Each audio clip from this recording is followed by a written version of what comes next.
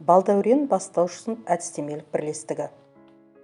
Әдістемелік жұмыстың тақырыбы білім беруде озық тәжірибелерді, ақпараттық технологияларды қолдана отырып, педагогтардың кәсіби шеберлігін жетілдіру.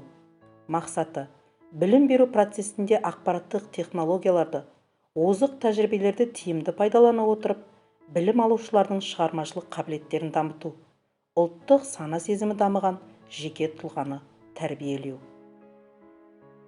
Әдістемелік бірлестіктің жұмыс міндеттері: білім алушыларға білім беру процесінде ақпараттық технологияларды тиімді пайдалану, оқыту барысында тиімді әдіс-тәсілдерді пайдалану арқылы білім алушылардың шығармашылығын дамыту, ұлттық сана сезімін дамыта отырып, өз еліне деген сүйіспеншілігін арттыру.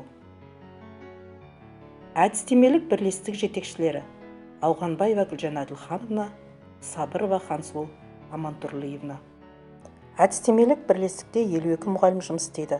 Жоғары білімді мұғалімдер 42, арнаулы орта білімді мұғалімдер 10. Жоғары санатты 1 мұғалім, педагог зерттеуші 9 мұғалім.